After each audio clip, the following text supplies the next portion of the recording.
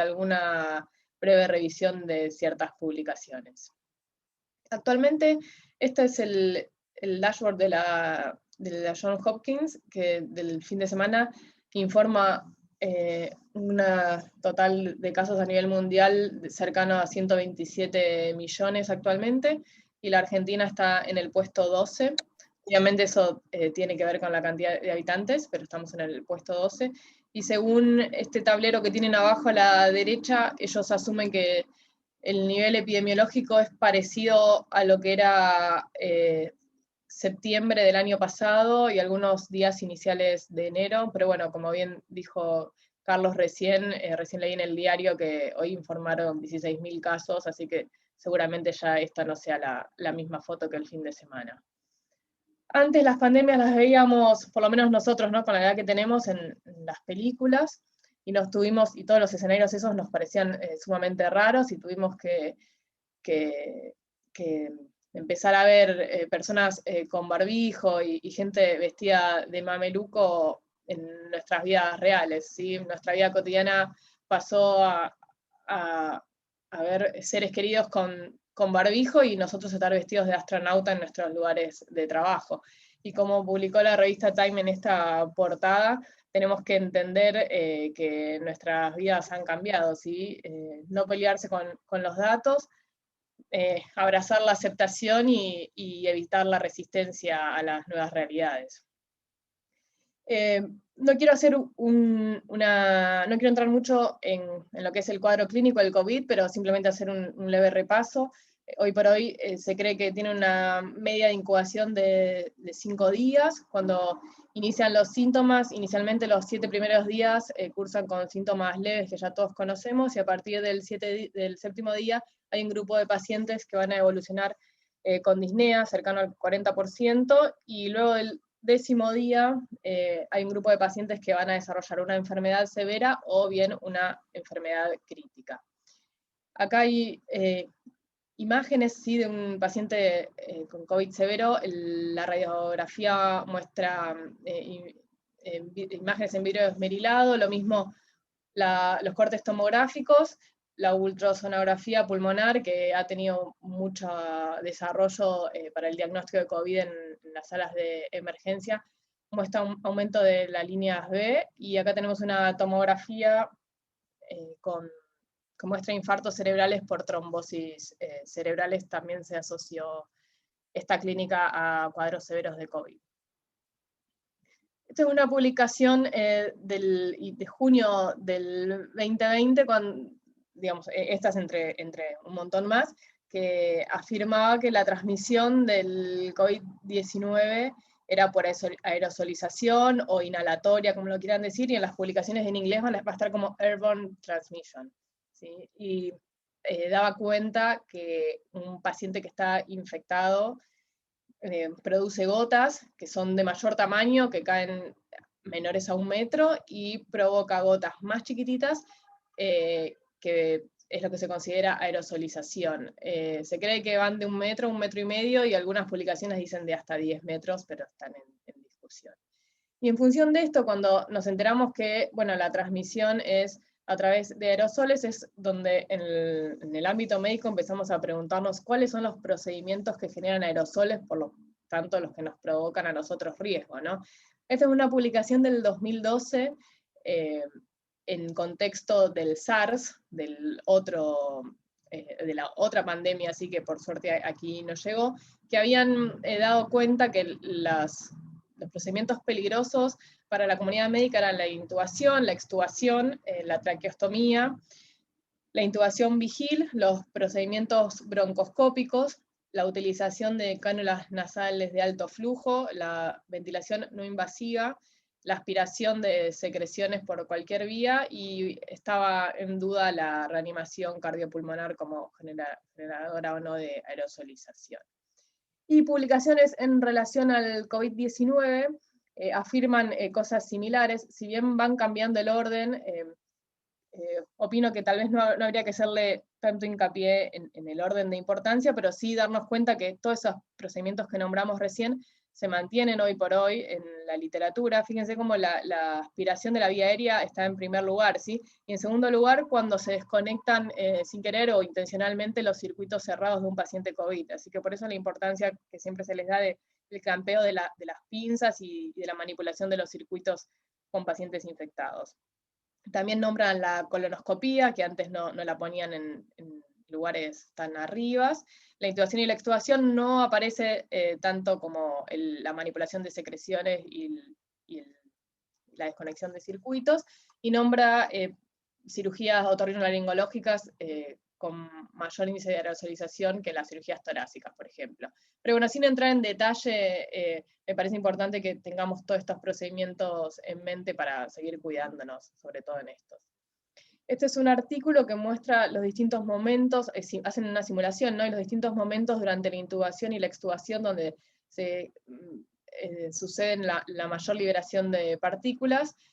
La primera es durante la ventilación activa con máscara facial, la segunda durante la insuflación del manguito, no tanto durante la laringoscopía, porque los pacientes los tenían relajados, y lo siguiente durante la extubación, haciendo mucho énfasis en la tos que produce el paciente. Cada vez que el paciente tosía, aumentaba la liberación de aerosoles. Y todo esto nos hizo pensar cuál es el riesgo que tienen los operadores de la salud al realizar intubaciones.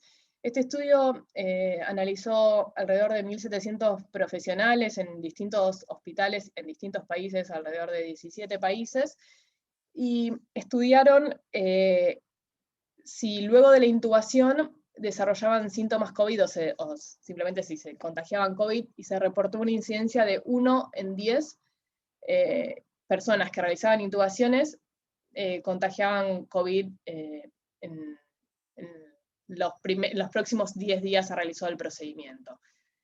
Esto de vuelta abrió los ojos de la comunidad y empezamos a decir, bueno, el manejo de la vía aérea obviamente es meter la cara adentro de la boca de la bestia, ¿sí?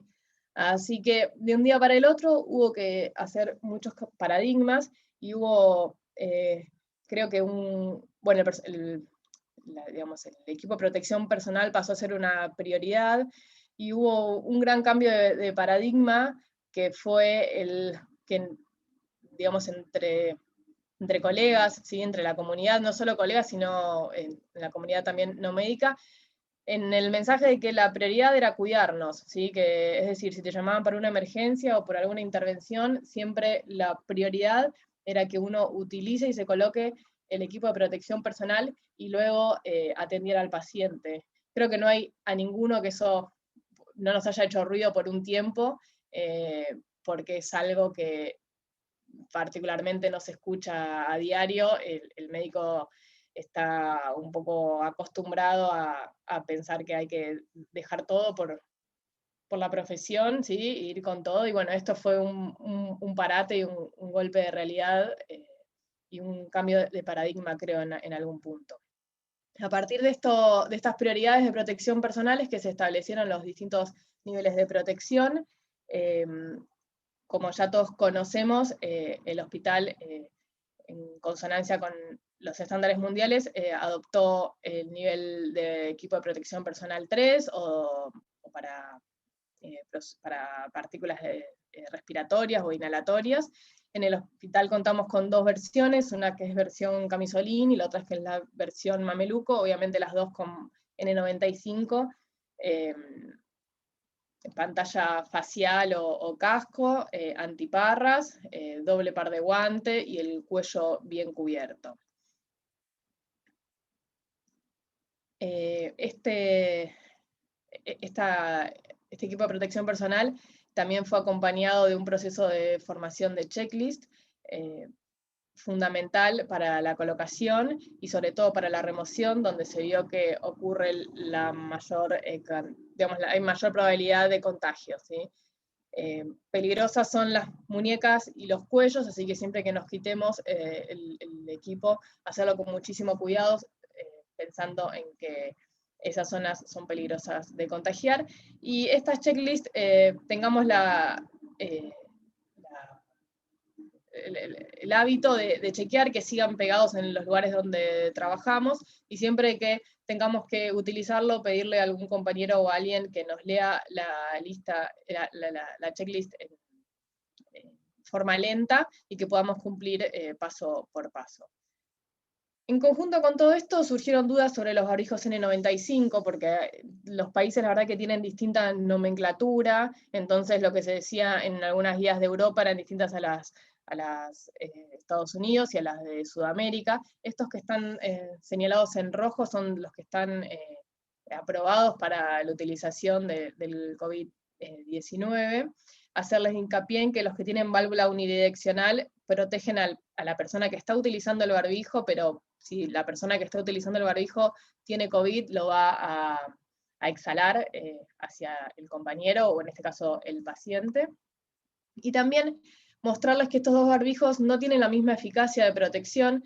El barbijo este que se considera quirúrgico, el de arriba, tiene una efectividad del 71%, mientras que el de las tiritas, que es conocido como barbijo de procedimiento, tiene una efectividad del 38%. ¿sí? Así que esto también tenerlo en cuenta, y tal vez sugerir que en quirófano arriba del N95 nos pongamos el de las tiritas.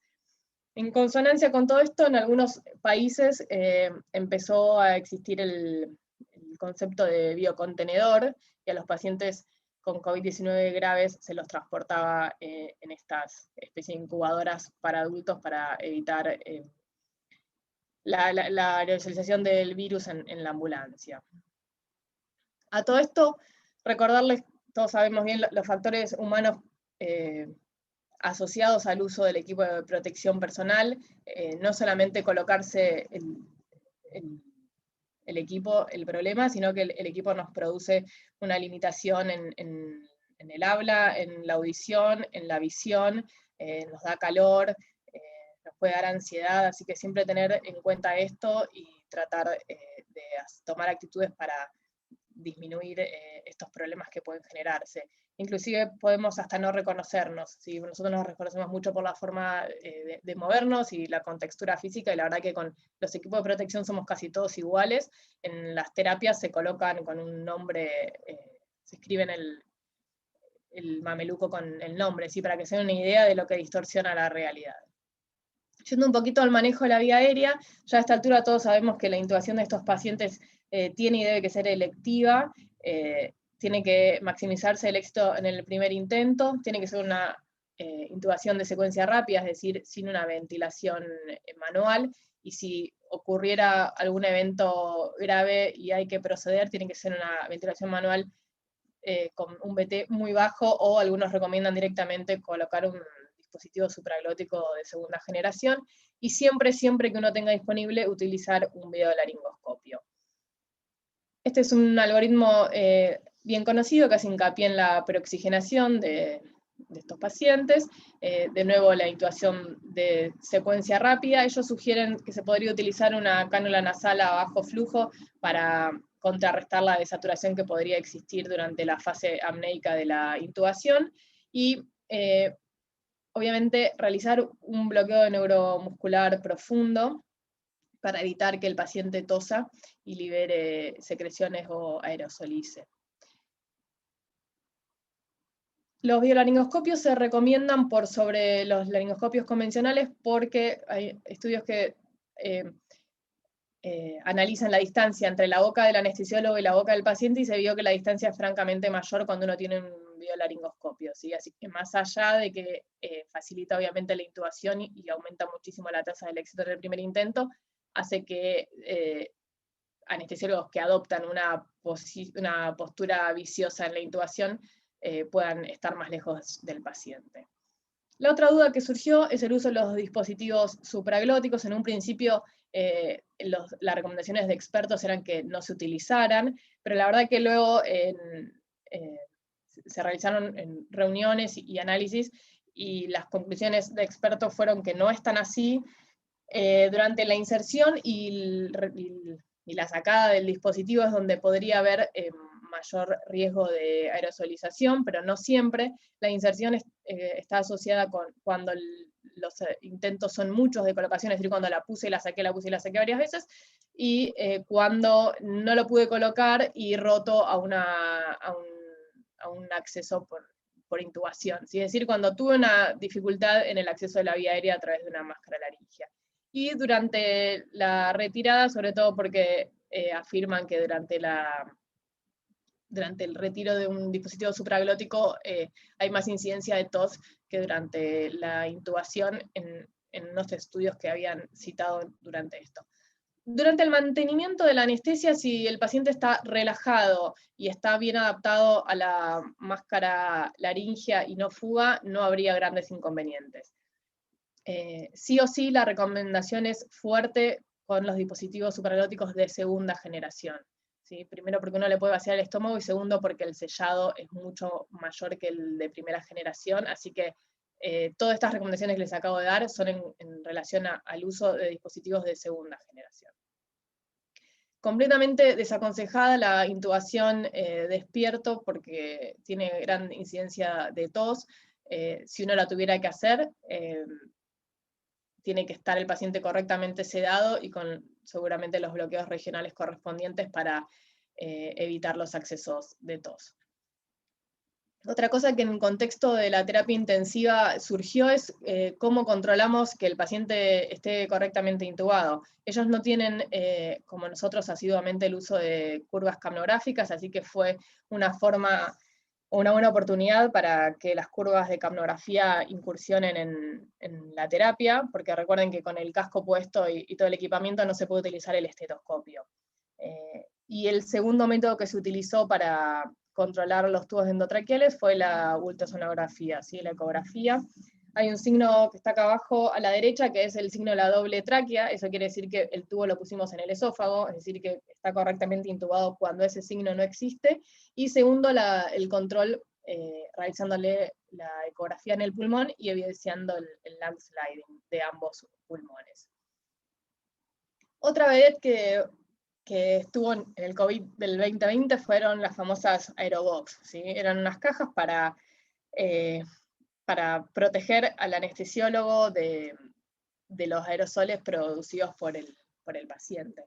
Se realizó una revisión sistemática y llegaron a la conclusión de que estas cajas no eran útiles, que duplicaban el tiempo de intubación del anestesiólogo, lo podían llegar a poner más nervioso, y en caso de que la vía aérea fuera dificultosa, sacaban la caja de una manera desprolija y al final era más el contacto con secreciones que tenían en caso de no haberla utilizado. Y esta editorial está muy buena, que desalienta a todos los intentos de MacGyver que podrían haber surgido en el COVID-19, y yo les pongo como ejemplo esto, ¿sí? Que es como, vieron que los plomeros para revisar las cañerías usan como un fibro de plomero. Es como si uno quisiera realizar una fibro de un paciente con un equipo de esto. Miren qué baratos que son, 2.900 en Mercado Libre. A nadie se le ocurriría, ¿sí? Así que cuando estamos en situaciones así, de vuelta ir por cosas aprobadas, ¿sí? Y siempre por el camino seguro. Muy importante la recomendación del control de infecciones en áreas no clínicas, es decir, fuera de quirófano o fuera de consultorio, que nos cuidemos entre los colegas en el momento del almuerzo o en los momentos de ocio. Y cómo volvemos a trabajar, ¿no? con el COVID, cómo aprendemos a convivir haciendo anestesia con el COVID. Esa es algo que ya estamos haciendo hoy por hoy, que nos queda todavía por desarrollar. La otra parte que les quería mostrar son dos estudios que son argentinos, ¿sí? entre otros. Vieron que la otra vez, junto con la Aerobox, fue el plasma de convaleciente. Es un plasma que donan pacientes que han tenido COVID, que tienen determinado nivel de anticuerpos. Según el estudio cambian los niveles, pero altos niveles de anticuerpos, y que son, según el estudio, administrados a pacientes con COVID según distintos criterios, ¿sí? vieron que en los noticieros, en todos lados se hablaba del plasma, la gente lo pedía y demás, mientras estaban haciendo estos estudios en curso. El primer artículo publicado es este de noviembre del 2020, por el grupo Plasmar Study Group, ¿sí? Es un grupo encabezado por Simonovich y Belloso, que tuvo lugar en distintos lugares, hospitales municipales, hospitales provinciales, no solo de Buenos Aires, sino del todo el país, entre los cuales estaba el Hospital Italiano de Buenos Aires. Es un estudio doble ciego que involucró 333 pacientes que cursaban con neumonía severa por COVID, con un ratio de aleatorización de 2:1, es decir, el doble de pacientes recibieron plasma contra el placebo, que era no recibir plasma, ¿sí? Y la mediana de enrolamiento fue de 8 días después de iniciado los síntomas. Y la rama de tratamiento, en la mayoría de los estudios es así, recibían 500 mililitros de este plasma. Fíjense, el outcome primario de este estudio fue el estado clínico del paciente 30 días antes de la intervención, es decir, de la administración de plasma, que lo medían como una escala que iba desde la muerte hasta el alta sin ningún tipo de disfuncionalidad, ¿sí? Y este estudio no demostró diferencias estadísticamente significativas en ninguno de los time points primarios, ni tampoco de los secundarios, ¿sí? Así que hasta ahora veníamos como que no había diferencias clínicas ni estadísticamente significativas con la administración de plasma. Luego de ellos, en enero del 2021, el grupo del Dr. Pollack y Lipster formaron este grupo que se llama Infant COVID-19 Group, que publicaron también en el New England Journal en enero, como les dije recién, del 2021. Este es un estudio doble ciego que involucró 160 pacientes, menos que el anterior, con la diferencia que cursaban un cuadro leve de COVID, con un ratio de aleatorización de 1:1, es decir, un paciente plasma y otro placebo en relación, ¿no? Y la diferencia es que se realizaba la administración 72 horas antes del onset del cuadro leve de COVID. Es decir, la situación clínica de administración de plasma era diferente. De nuevo, son hospitales públicos y privados y municipalidades del país. En este no participó el hospital italiano, pero los hospitales privados, la verdad que la mayoría, salvo el hospital italiano, se repiten en los dos estudios, ¿sí? Y el endpoint primario de este estudio era el desarrollo de enfermedad respiratoria severa, que ellos lo designaron como una saturación menor al 93% a aire ambiente o una taquipnea, es decir, más de 30 respiraciones por minuto, ¿sí? Ellos, solamente con esta cantidad de pacientes, con 160 pacientes, determinaron que era mucho menos probable que un paciente desarrollara insuficiencia respiratoria si había recibido plasma contra si había recibido placebo. Y la P que informan es una P de 0,04. Es un estudio que se hizo mucha propaganda, ¿sí? Pero también tiene muchas críticas, y los críticos, la pregunta que le hacían es si es clínicamente significativo o es solo estadísticamente significativo, ¿sí? Y esto es un gran mal de la medicina, que tendemos a abrazar tratamientos simplemente por la P. Y lo que la gente les criticaban es, bueno, que a mí un paciente en vez de 93 sature 94 o 91, que eran las diferencias que ellos tenían, no es que tenían saturaciones mucho más diferentes, y sobre todo con un N tan pequeño, si eso clínicamente tiene algún tipo de significancia, ¿no es cierto? Así que, como para concluir con respecto a la utilización del plasma, parece ser inefectivo para pacientes hospitalizados con neumonía por COVID. Sin embargo, el estudio INFANT, que es el que vimos recién, abre la posibilidad de su beneficio si este se administrara antes de las 72 horas de inicio de los síntomas en pacientes de alto riesgo, pero sus outcomes siguen sin ser clínicamente significativos. y mostrarles esta diapositiva que me encanta, que dice que la AP ha matado más pacientes que ni cualquier otra enfermedad. Es un chiste, ¿sí? Pero es un poco transmitir que obviamente que todas nuestras actividades médicas tienen que estar basadas en la evidencia científica, pero tampoco porque una P sea significativa vamos a ir por ahí, ¿no? Y esto del plasma no solo venía por los científicos, sino que los médicos también se vieron estresados por esto, ¿sí? La gente venía con pedidos de amparo para que a sus familiares le administren plasma, cuando en realidad lo que estaban sucediendo eran estudios randomizados y controlados donde uno no puede decidir si a un paciente le dan o no plasma, pero sin embargo había idas y venidas con la justicia, así que los médicos no solo estaban transitando por lo que bueno, ya todos conocemos, sino que también tenían que lidiar con estas cosas. Así que para ir concluyendo y darle paso a Inés, para que nos saque algunas dudas, ¿qué nos dejó el COVID? Tuvimos que revisar y optimizar estándares de seguridad, tuvimos que implementar modelos mucho más dinámicos y flexibles, tuvimos que modificar logísticas y arquitecturas hospitalarias, sin dudas reorganización del personal en distintos aspectos, y tuvimos que realizar una adaptación de la visión y de las misiones hospitalarias a la nueva realidad. Muchísimas gracias.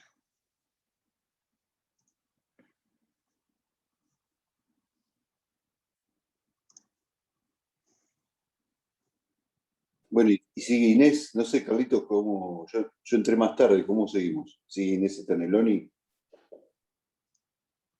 Sí, sigue Inés, no sé si se conecta, estoy chequeando si se conectó. No la veo, por eso. No la veo, no la veo.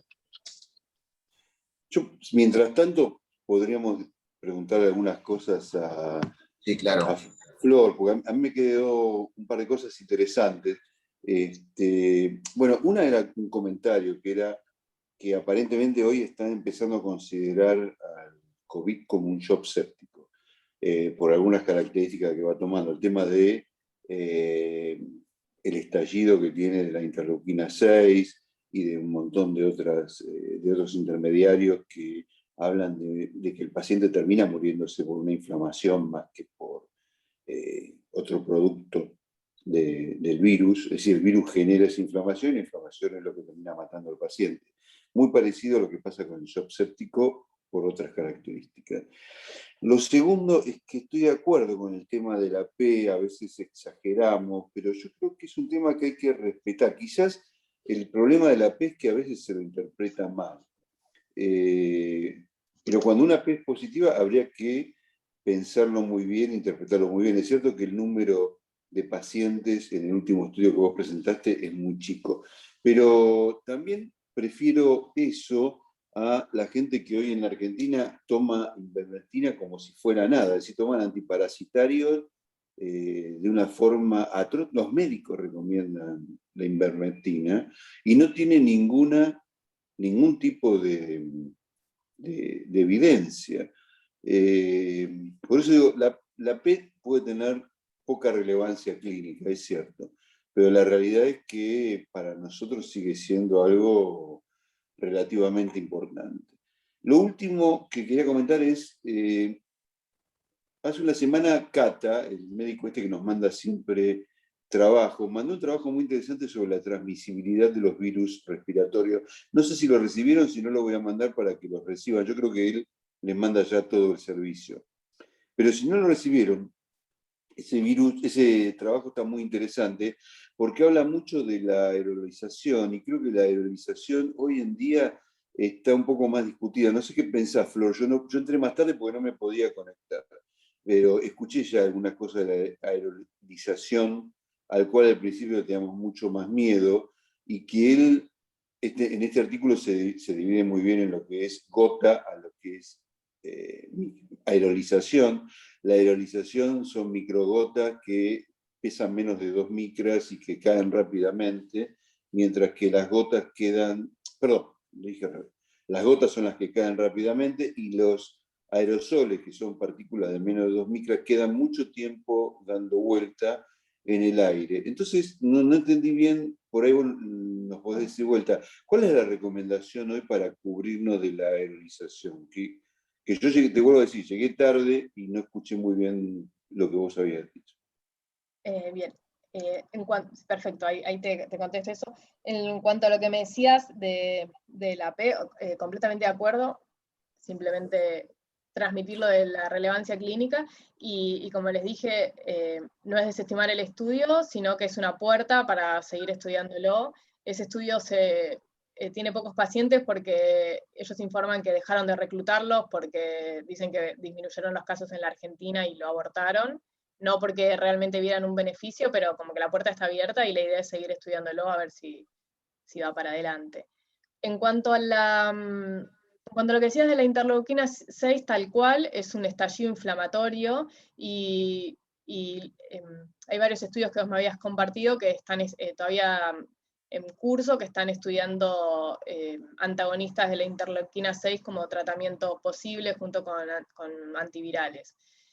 Y en cuanto a la transmisión, a la protección, perdón, la verdad es que lo estuve revisando mucho en función de eso.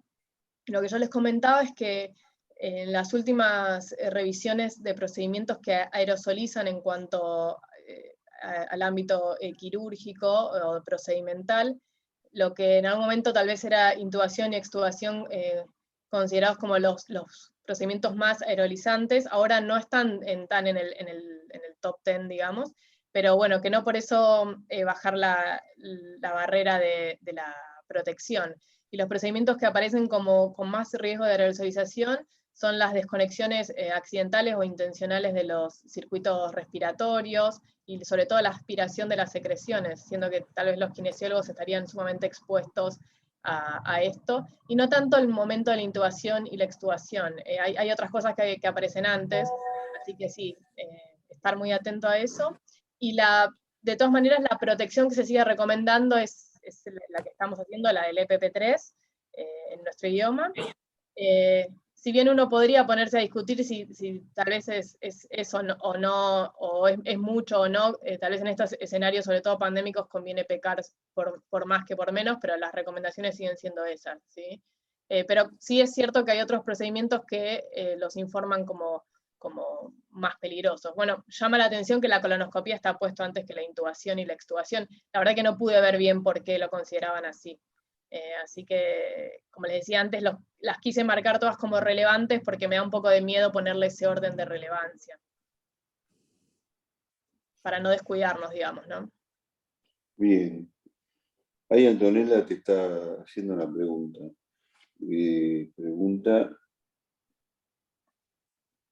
Siendo la máscara laringia que la usamos mucho en sectores donde no se están hisopando a los pacientes, ¿tenés alguna recomendación en particular? ¿Deberíamos usar máscaras de segunda generación siempre? Sí, me parece que idealmente de segunda generación y sobre todo asegurar que la máscara no fugue, que esté bien adaptada, y si el procedimiento da por su duración, se podría relajar al paciente también perfectamente. Pero fundamental que esté bien adaptada y que no fugue. De esa manera disminuís muchísimo el riesgo. Y un punto... Y sí, en cuanto a la ventilación mecánica, se sugiere que esté en ventilación mecánica, no en espontánea, en cuanto a la máscara laringea, en relación a esto. Otro punto importante es el tema de cómo estar seguro que estamos insuflando el manguito con la cantidad correcta de aire. Es decir, no pasarnos ni no estar mal. Es decir, nos vamos a dar cuenta si hemos insuflado poco porque va a perder. El problema es cuando lo insuflamos demasiado. Y no tenemos un método seguro dentro del quirófano para asegurarnos esto. Deberíamos quizás ver si en el futuro tenemos mayor cantidad de estos elementos de presión para saber cuál es la presión dentro del manguito, ¿no? Y poder asegurarnos no sobreinsuflarlo. Porque ahora es muy difícil saberlo en estos pacientes, porque acercar el oído y todo eso en un paciente que no está hisopado es un problema. Sí. Coco Fernández te quería preguntar algo.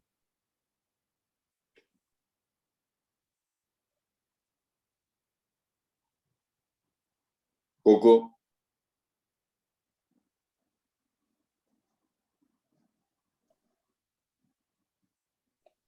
No sé si tiene el micrófono habilitado o... ¿Lo puede habilitar él?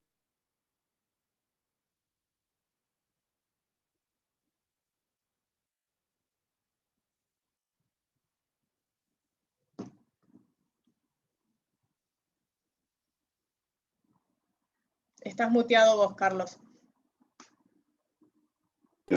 ¿Alguien quiere hacer alguna otra pregunta?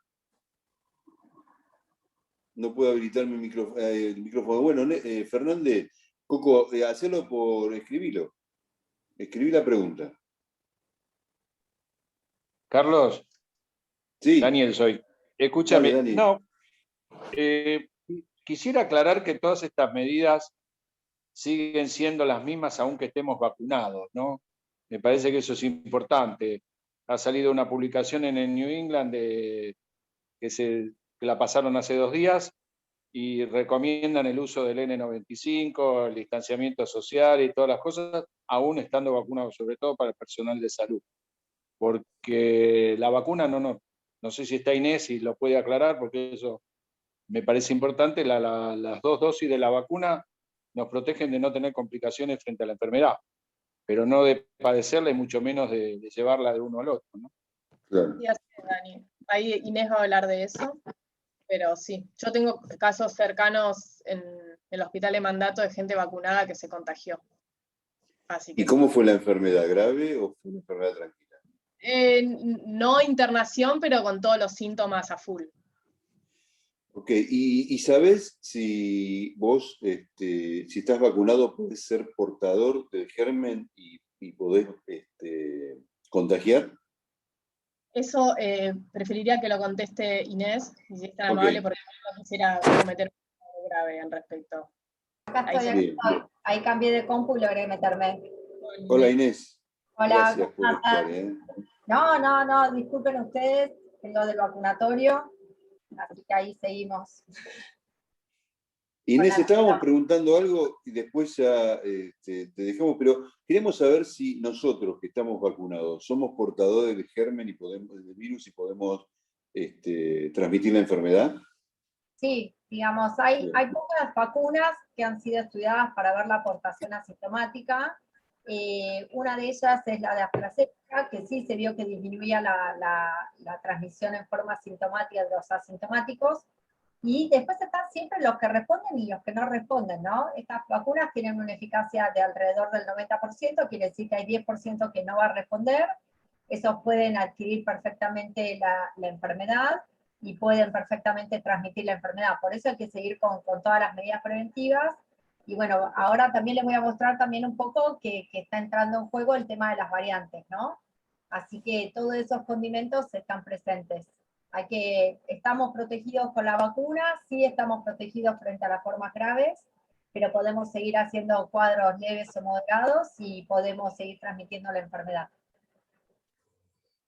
Buenísimo. Bueno, ¿querés presentar lo tuyo, Inés? Vale, ahí puedo compartir pantalla. ¿Ahí lo pueden ver? Sí. Bueno, perfecto, arrancamos. Bueno, puse también a Sol Urocas, que es la otra doctora que trabaja conmigo en el Comité de Control de Infecciones, porque me ayudó a hacer las diapositivas. Bueno, es un poco un resumen de la pandemia que esperábamos, que pasó y que pasará.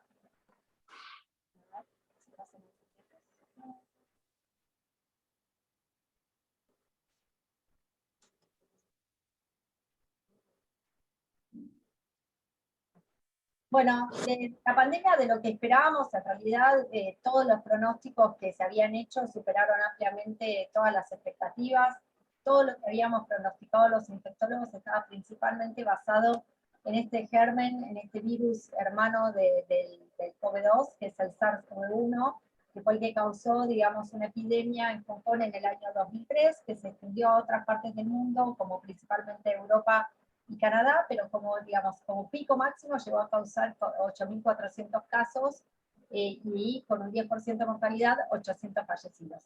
Claramente, COVID superó totalmente esa expectativa. Y la superó también porque en un primer momento el famoso R0, coeficiente de transmisión que habíamos recibido de los primeros reportes de China y de Wuhan, estaban muy cercanos al 1,4, al 2,8, o sea, por cada persona que se infectaba, como mucho iba a contagiar a 3 personas.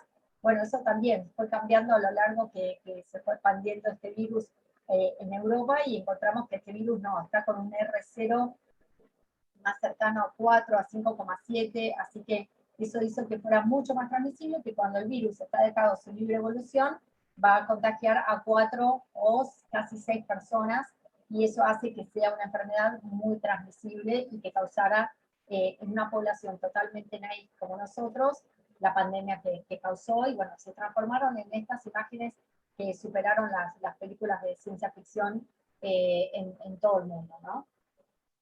¿Qué nos pasó acá en la Argentina? Bueno, en la Argentina, si uno ve de estos 4 modelos matemáticos que se hicieron en un comienzo de la pandemia, de cómo podía llegar a comportarse la pandemia en distintos países según las estrategias preventivas, la Argentina tuvo esta estrategia de la cuarentena, del aislamiento, y de esa forma, de alguna manera, logró aplanar su primer curva, que es esta primera ola que tuvimos, y después cursamos nuestra segunda pequeña ola a principios de enero, y ahora estamos entrando finalmente en realmente la segunda ola, o lo que sería una tercera ola, ¿no? Porque ya tuvimos un segundo pico que fue en los primeros días de enero. Esto, digamos, es lo que nos estuvo pasando en el hospital.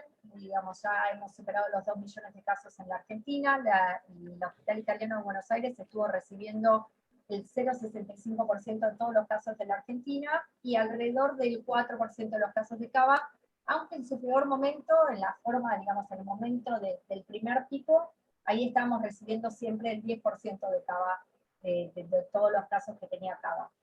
Nuestra peor semana fue el 24 de agosto del 2020, después volvimos a tener ese pico del 5 de enero, y ahora, como ven, estamos volviendo a tener, digamos, este pico muy pronunciado. Ya estamos alrededor de un 23% de tasa de positivos, y esta semana, ya los primeros 2 días, estamos en 24, 24,8, así que eso quiere decir que seguimos en esa tendencia en ascenso. Bueno, ha sido el gran desafío, digamos, de nuestra era, enfrentarnos al coronavirus, y digamos, para repasar un poco cómo nos podemos proteger del coronavirus y cómo se pueden proteger la gente de anestesia de nuestro hospital, me parece que lo que hay que volver a repasar y poner mucho hincapié es en la vía respiratoria, ¿no? Claramente todos los estudios que se hicieron en este último año, una y otra vez confirmaron que la vía principal de transmisión es la vía respiratoria, a través de las gotas de famosas gotitas de flush, que pueden emanar todas estas partículas infecciosas cuando hablamos, cuando tosemos, así que esa es la vía principal, y por eso hay que estar firmes con los barbijos. Y en los quirófanos no hay que olvidarse de utilizar el barbijo N95 en todo momento. Eso es algo que estamos viendo que de alguna manera se ha relajado en las últimas semanas, y es algo que hay que volver a reforzar en todos los quirófanos, ¿no? Utilizar el barbijo N95 en todos los quirófanos, porque siempre se están haciendo maniobras que generan aerosoles.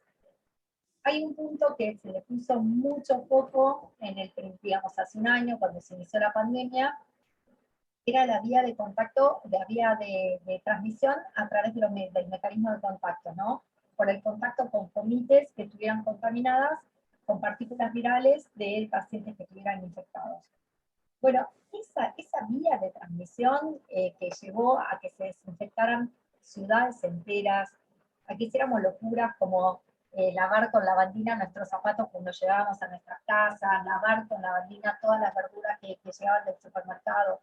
Todo eso, digamos, hoy en día se sabe que no es la vía más eficaz para transmitir el coronavirus, y que la mayoría de los estudios que decían que, digamos, encontraban ARN, partículas virales en el ambiente, eran artículos que fueron hechos en un escenario de laboratorio, ¿no? Con todas condiciones ambientales de temperatura y humedad muy controladas.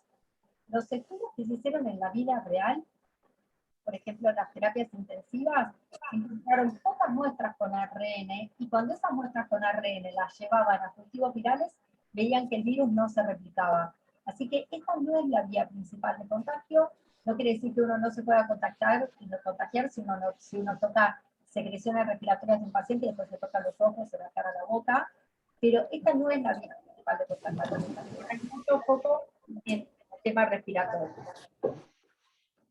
No solo en pulmonar, digamos, y en el aire, digamos. Otro tema que aprendimos durante la pandemia es que es muy importante la ventilación de los ambientes donde estamos.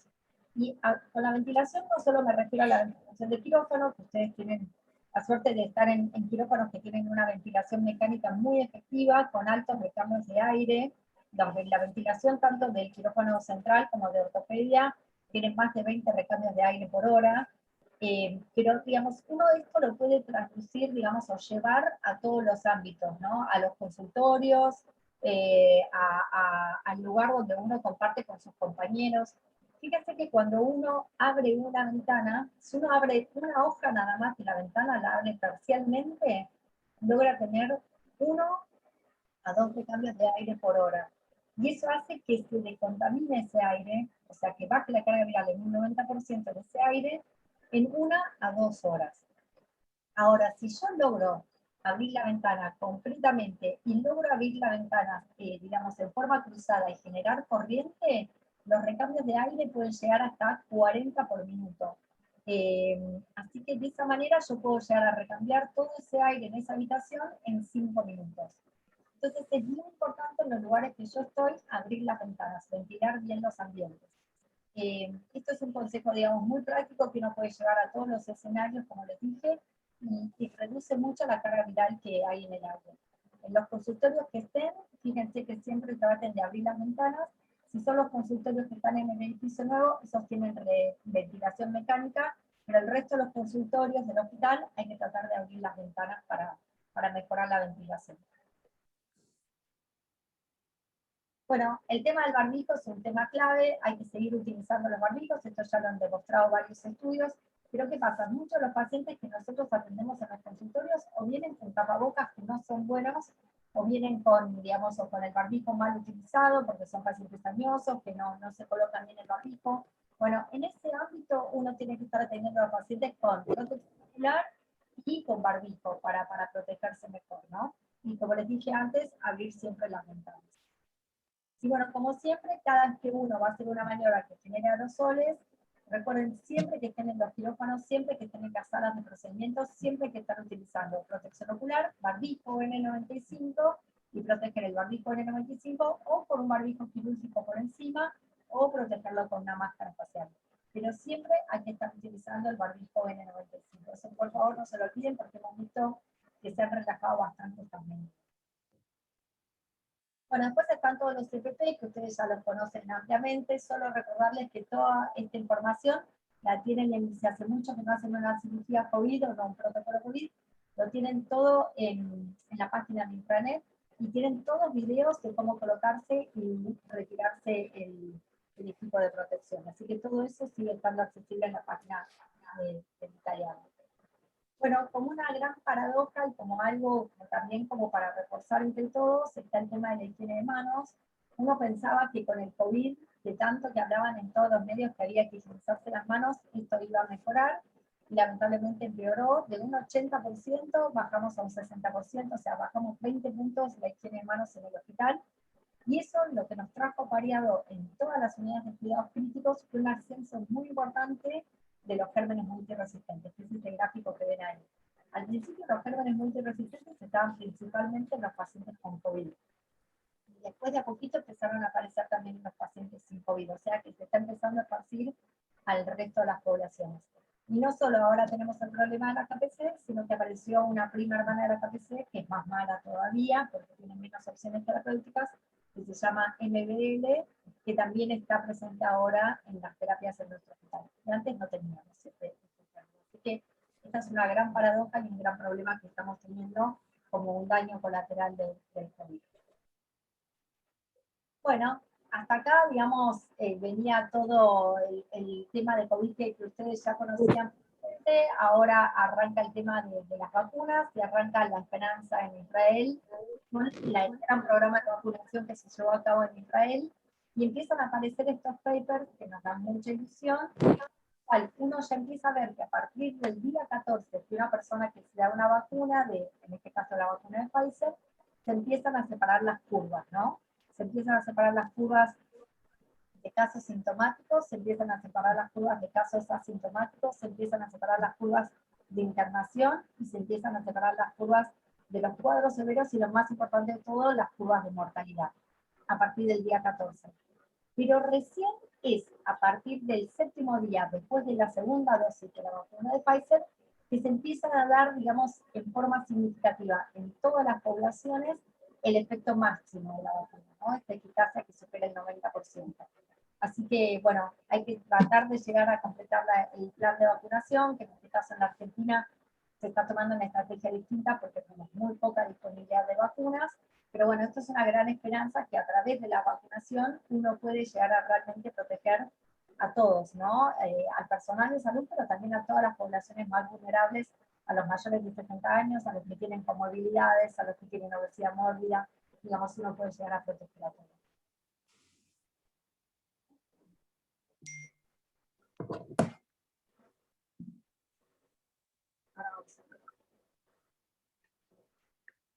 Bueno, ¿cuáles son las vacunas que tenemos disponibles en este momento?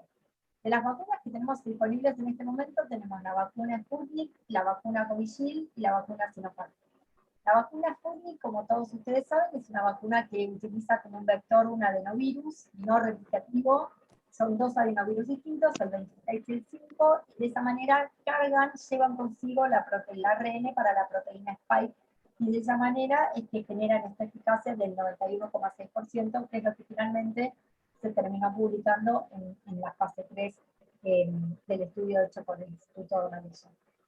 Es una vacuna que tiene la dificultad de requerir el freezer para poder hacer el programa de vacunación, y normalmente lo que estaba recomendado era este intervalo de 21 días, pero que ahora en la Argentina, por la poca disponibilidad que tenemos de las vacunas, se ha ampliado a 3 meses. Después está la vacuna de Covishield, que en realidad es esta vacuna de AstraZeneca Oxford, que también tiene 2 adenovirus, pero que son de origen chimpancé, que también llevan el ARN de la partícula Spike. Esta, digamos, es una vacuna que también, digamos, lo que se vio que la eficacia sí aumenta, aumentando el intervalo interdosis. Esto permite generar una mejor respuesta inmunológica y se va de un 62-70% a un 82%. Así que por eso está recomendado bien en esta vacuna que se amplíe el intervalo hasta las 12 semanas. Y finalmente tenemos la vacuna Sinopharm, que es una vacuna totalmente distinta a las otras dos, es mucho más parecida a todas las vacunas que dábamos antes. Es una vacuna es una vacuna a virus inactivado, es una vacuna que también se separaba por 21 a 28 días, pero es una vacuna que ahora también se va a llevar por el intervalo a 12 semanas. Y tiene, digamos, esta ventaja logística que uno la puede llegar a dar conservándola en la heladera. Y es una vacuna que todavía no tiene publicada la fase 3 y tiene una eficacia de un 79%. Bueno. Y hemos aprendido de estas vacunas. Bueno, se están ampliando, no solo se está vacunando actualmente al personal de salud, estamos también vacunando a los adultos mayores de 70 años, se está vacunando también al personal que está en los establecimientos educativos.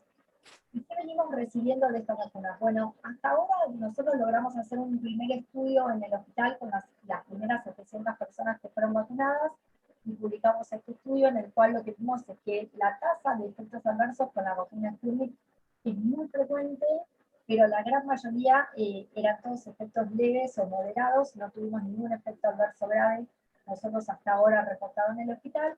Pero sí recibimos una compañera de trabajo de otra provincia, una enfermera, que había tenido COVID en agosto del 2020, y que después de aplicarse digamos, las 2 dosis de la vacuna de Sputnik, la última se la aplicó el 5 de febrero, se aplicó el 14 de enero y el 5 de febrero, presentó un cuadro de Guillain-Barré. Después de pasar 10 días en su provincia de origen, donde no detectaron rápidamente que estaba cursando un Guillain-Barré, la derivaron al hospital italiano, la recibimos en la terapia intermedia, le dimos tratamiento con gamma globulina, y esta chica de 32 años, por suerte, evolucionó muy bien. se fue dando sus primeros pasos del hospital, se fue caminando, se le hizo una traqueostomía precoz porque tuvo síntomas respiratorios, pero se fue caminando y se fue a un centro de rehabilitación a rehabilitarse. Este evento de Guillain-Barré lo pudimos estudiar completamente y descartar todas las otras causas. Lo presentamos digamos, a la entidad que hace los reportes de SAVI de las vacunas del Ministerio de Salud y frente a un grupo de neurólogos y de inmunólogos, y se terminó digamos, determinando que digamos, este efecto adverso de Guillain-Barré era muy posiblemente asociado a la vacuna, la Sputnik, y se lo va a incluir en los reportes que hace el Ministerio de Salud.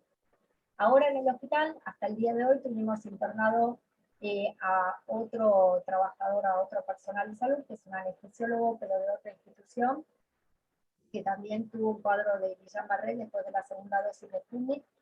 Este caso lo estamos terminando de estudiar, se están terminando de descartar todas las causas posibles. Ya, digamos, en la primera dosis tuvo algunas parestesias que no las terminó de interpretar bien, y por eso no hubo la consulta en su momento.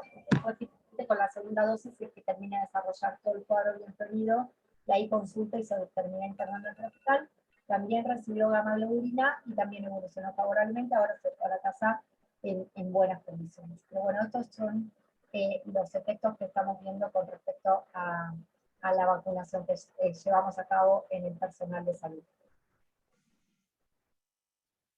Está el tema ahora de las variantes, ¿no? Está el tema de las variantes, digamos, con respecto a las variantes, lo que sabemos es que a partir de la cepa original, de la cepa que era wild type, de Wuhan, empezaron a aparecer distintas mutaciones y variantes. Esto es normal que los virus hagan estas mutaciones, y empieza a aparecer esta mutación que nos preocupa mucho, que es la E484K. Esta es una mutación que está en la espícula, digamos, en esta proteína K particular, que es como que es la que hace contacto con los receptores ACE y le permite el ingreso a las células al virus.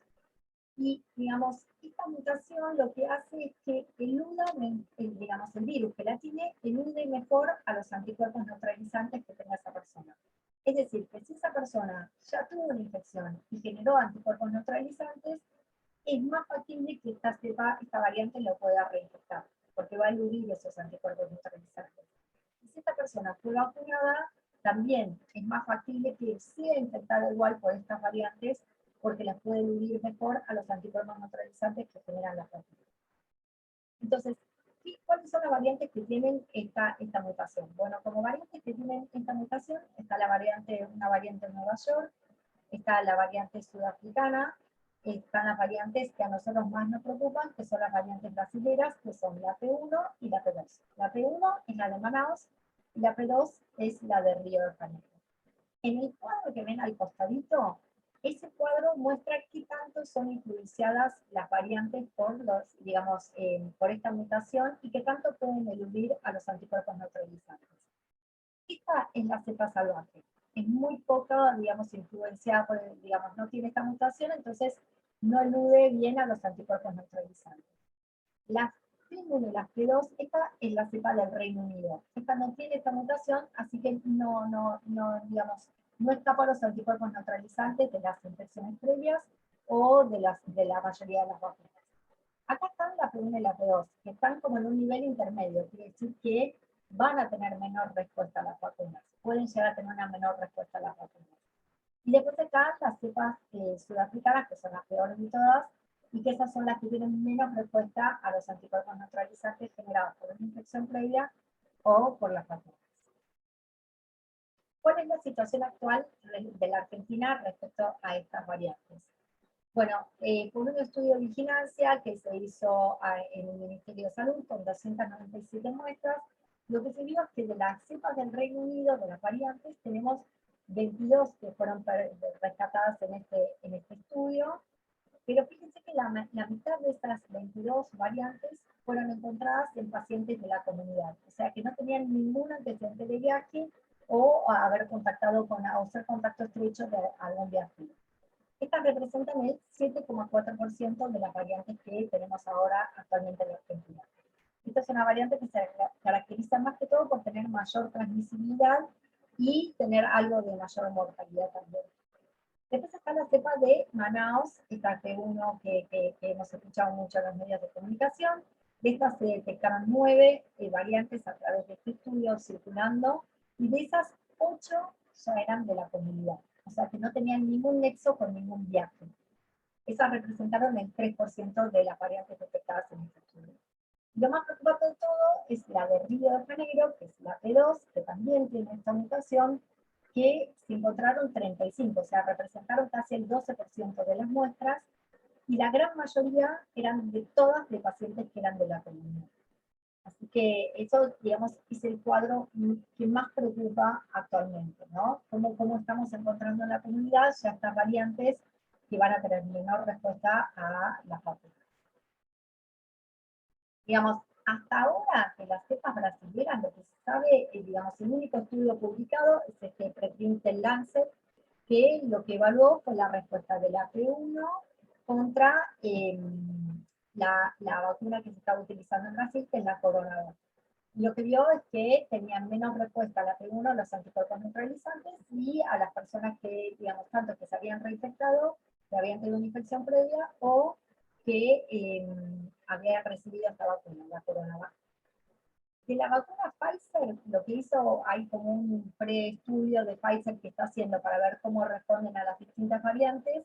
Lo que se vio es que tienen mucha menos respuesta con la variante sudafricana, pero hasta el momento, inclusive con la P1 de Brasil, con la cepa de Manaus, no sería tan afectada la vacuna de Pfizer. Pero bueno, nosotros en la Argentina no tenemos vacuna de Pfizer.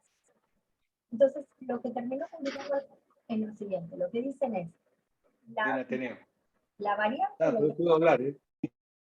no está siendo afectada por, digamos, por las vacunas, ¿no? No hay problema con las vacunas con respecto a la variante del Reino Unido, ya lo probaron con vacunas de Pfizer, con la vacuna de AstraZeneca, con la vacuna de Moderna, y no se veía influenciada las mutaciones que tiene. Con la variante sudafricana sí se ve afectada con todas las vacunas que han probado hasta el momento, con la de Moderna, con la de Pfizer, con la de AstraZeneca. Y con las variantes brasileñas todavía no se sabe. Con los estudios preliminares que tenemos, parecería que con la de Pfizer no habría problema, pero sí con otras vacunas como la CoronaVac. Con las vacunas de la Argentina no sabemos absolutamente nada, ni con la Sputnik, ni con la Sinopharm, ni con la de AstraZeneca. ¿Cómo va a ser el 2021? Yo quería tratar de ser breve para escucharlos a ustedes y más que todo ver las preguntas que ustedes tienen. Me parece que hay que ser muy firmes todavía con las medidas preventivas, en especial en el ámbito hospitalario, porque estamos, digamos, todo el tiempo contactando con las poblaciones de riesgo. Hay que seguir fomentando la vacunación para coronavirus. Si bien estamos viendo algunos efectos adversos, todas las vacunas pueden tener el riesgo de los efectos adversos. El riesgo del coronavirus sigue superando, digamos, el riesgo que tienen las vacunas. Hay que estar firmes con los barbijos. Recuerden, barbijos en todo momento, el barbijo quirúrgico, y después en el ámbito de las salas de procedimiento y de los quirófanos, siempre estar utilizando el barbijo N95, aunque sea un paciente que no sea sospecha de coronavirus. Ventilar bien todos los ambientes y, por supuesto, ser firmes con la higiene. El objetivo ahora no solo es aplanar la curva, sino tratar de no crear un ambiente de alta transmisión del virus. Fíjense que todos los lugares que les estoy mencionando, como por ejemplo Sudáfrica o como Brasil, o inclusive el Reino Unido, funcionaron como zonas de alta transmisión en el cual se produjo en una misma persona la coinfección, que lograron intercambiar material genético y de esa manera generar estas mutaciones. Bueno, eso es lo que hay que tratar de evitar, ¿no? Y por supuesto disminuir las internaciones y disminuir la mortalidad. El único camino para disminuir las internaciones y disminuir la mortalidad en este momento es a través del programa de vacunación. El programa de vacunación nuestro del hospital, lo que les quiero contar, es que ya logramos vacunar a 7.000 compañeros de trabajo, 4.000 se vacunaron dentro del hospital, 3.000 se vacunaron a través de los puestos en la Ciudad de Buenos Aires y en la provincia de Buenos Aires. De los que recibieron, digamos, la vacuna dentro del hospital, ya tenemos a 3.300 que ya han recibido el componente B, y en estas próximas semanas esperamos terminar de vacunar a los 700 que nos quedan para que completen todo su esquema de vacunación en el hospital, venimos recibiendo vacunas y esperamos que sea así, solo componente B, ya no nos están entregando más desde hace 15 días componente A. Y bueno, y el otro gran desafío es esta carrera contra el tiempo que estamos haciendo para tratar de vacunar a todos los vulnerables que asistimos en el hospital. Ustedes saben que el hospital es el hospital de la Ciudad de Buenos Aires que más adultos mayores tiene bajo su cuidado, así que ya hemos logrado vacunar a 5.700 adultos mayores de 80 años. Recién hoy terminamos de vacunar a todos los mayores de 80 años, y el lunes vamos a estar arrancando con los mayores de 75, mayores de 70 años. Así que, bueno, nos quedan 20.000 de esas personas para vacunar. Toda esa campaña contra reloj se está haciendo con voluntarios, se están participando en la residencia de clínica médica, la residencia de cirugía, la residencia de medicina familiar, ortopedia, están participando también en endocrinología, kinesiología y cardiología. Así que bueno, invitamos y varios médicos de planta están viniendo a los centros de vacunación que tenemos en el laboratorio Potosí y en el instituto a acompañar la campaña de vacunación. Son 2 horitas que uno les dedica a los abuelos, pero es la mejor herramienta que le podemos dar para disminuir la mortalidad de ellos. Así que son nuestra población más vulnerable, ¿no? Y así también podemos arrancar con todos la otra población que está menos de 60 años y que también requieren la vacuna. Así que los invito a todos los que quieran participar que se contacten con nosotros para acompañarnos en esta campaña. Bueno, así como el virus fue mutando, nosotros tenemos que continuar con este desafío de seguir mutando también, seguir cambiando. Ya lo dijo Darwin, no es la especie más fuerte la que sobrevive, ni la más inteligente, es la que mejor responde al cambio. Así que vamos a tener que seguir cambiando y mutando para seguir sobreviviendo al coronavirus. Gracias a todos por todo el apoyo que hemos recibido durante todo este tiempo. Les quiero mostrar acá toda la gente que está detrás de todo este trabajo que les estoy mostrando recién. Está el Comité de Control de Infecciones, está la sección de infectología, tanto de adultos como de pediatría. Ahí está cuando nos quedamos a la noche chequeando los resultados y trabajando también con todas las denuncias que vamos recibiendo de compañeros de trabajo. Así que, bueno, les quería mostrar un poco el equipo que está detrás.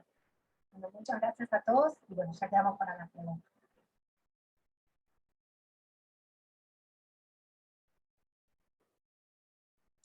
Bueno, buenísimo, Inés. Muchas gracias por compartirnos toda esta información.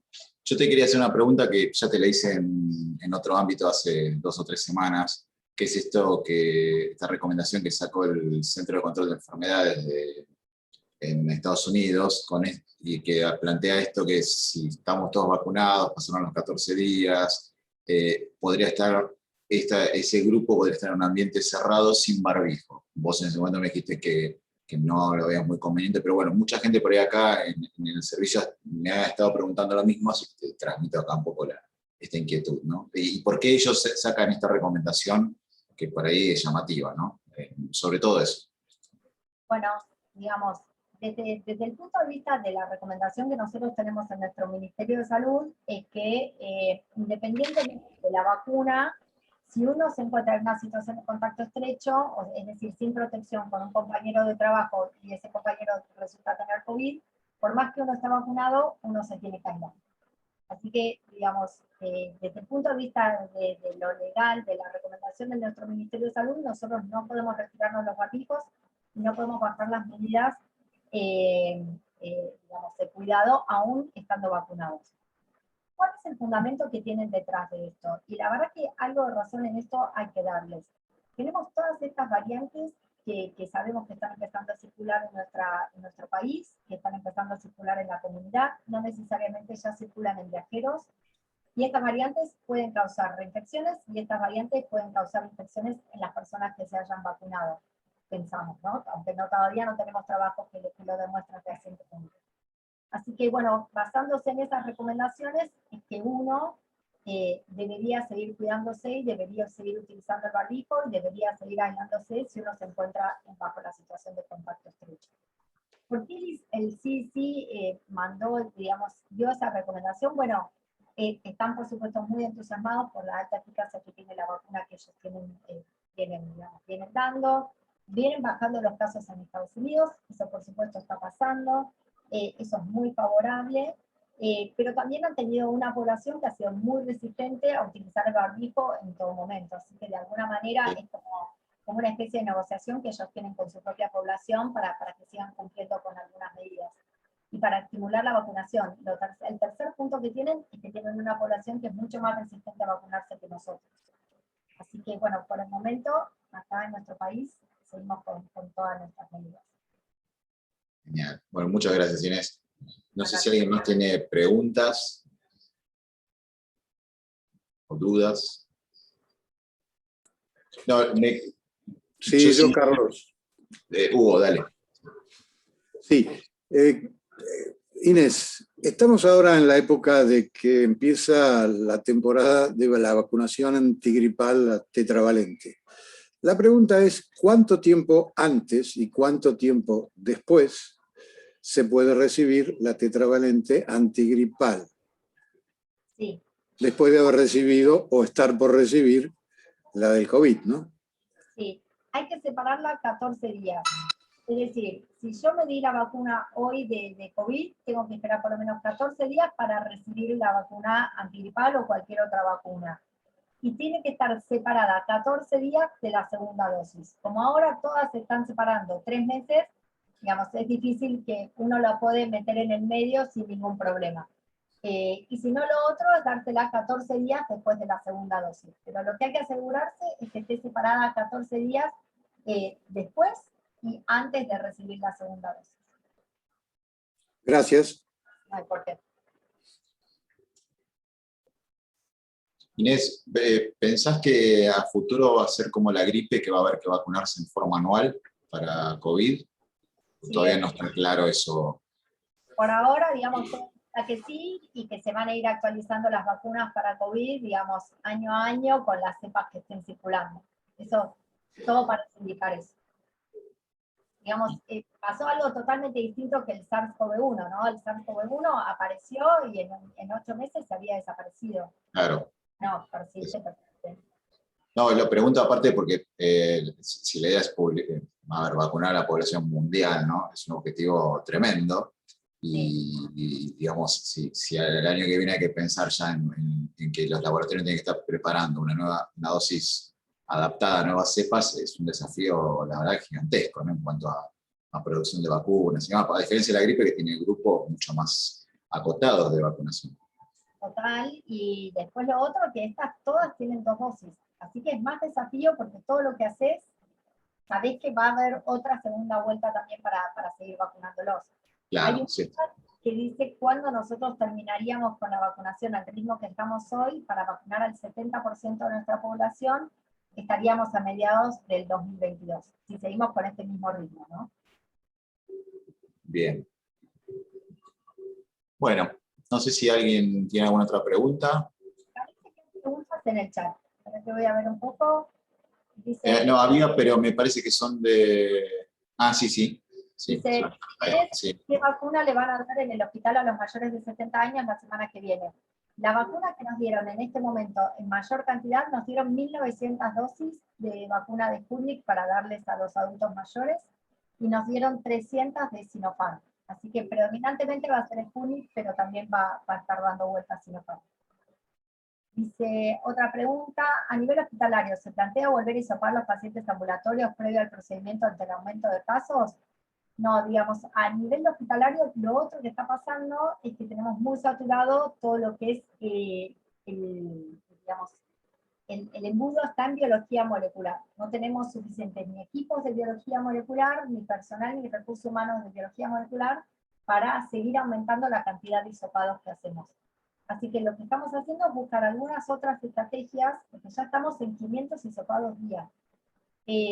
Lo que se está buscando son otras estrategias para ver de hacer test de saliva, hacer o test de antígeno, buscar otra forma de testear a los pacientes que son ambulatorios con cuadros leves, pensando en que esto va a seguir escalando.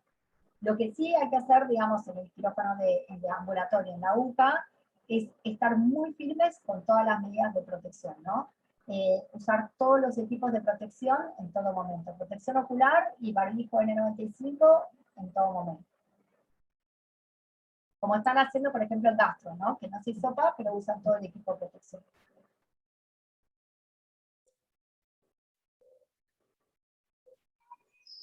Bueno, no sé si hay alguna otra pregunta o por el chat.